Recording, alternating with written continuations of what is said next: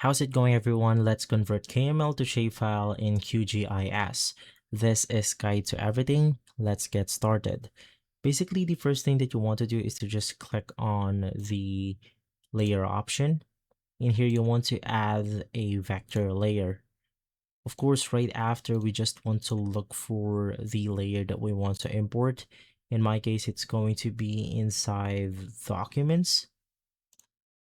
And then I have my shapefile right here, which is basically going to be this one, or I mean, I have my KML file, so it's going to be this one.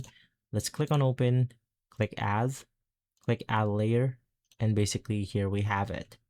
Now to convert it into a shapefile, the first thing that you want to do is to right click the KML layer, click export, save feature as, and then you want to select the format from KML to a shapefile. So in my case, I'm going to be selecting this ESRI shapefile. And then you want to click on this three dots. Basically, this way we have the ability to save it to wherever we want to. In my case, once again, I'm going to save it inside Documents. And then let's name this Brazil H or Brazil shape.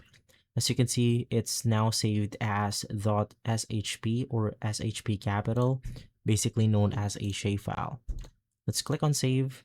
And then just to confirm, let's navigate through our documents.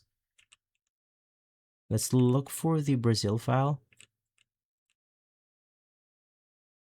And basically from there, we are simply good to go. So it's this one. If this video has been helpful, leave a like, subscribe, and follow us for more videos like this. Thanks for watching.